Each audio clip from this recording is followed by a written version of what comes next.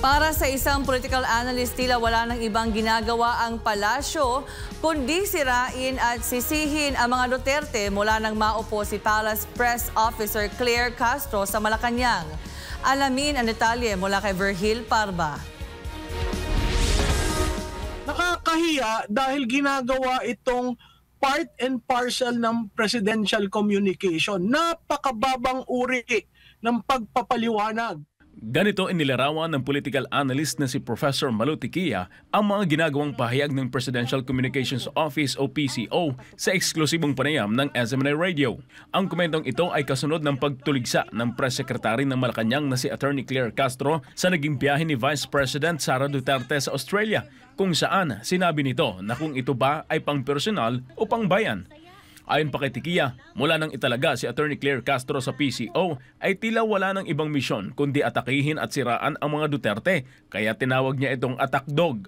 Yan ay proof na ang role niya from the very start ay bastusin ang pangalawang Pangulo, sirain ang mga Duterte.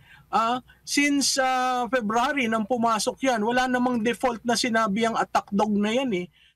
Pagdidiin pa ng propesor na wala nang ibang nakikita ang PCO kundi ang pagbintangan na lang palagi ang mga Duterte sa bawat kapalpakan ng kasalukuyang administrasyon.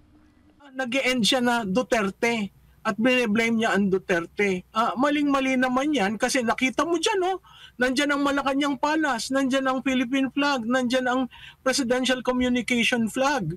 Ginagamit itong podium na ito para manira. Yun, ganun na bang kababa ang presidential communication? Isa rin sa mga puna ni Tiquia ay ang tila pagiging tamad ni Castro na di man lang anya nagre-research. Halimbawa na lamang ang isyu ng pag-repair ng San Juanico Bridge na ani Castro ay hindi anya ito nakaranas ng pagkukumpuni kailanman. Ngunit kung susuriin o kung nag-research daw si Castro, malalaman ito na 2 beses nang ni-repair ang San Juanico Bridge. Nanumpa bilang Undersecretary ng PCO at Press Officer si Attorney Claire Castro noong Pebrero 24. Ito si Virgil Parba, ang inyong citizen correspondent, nag-uulat para sa Diyos at sa Pilipinas nating mahal.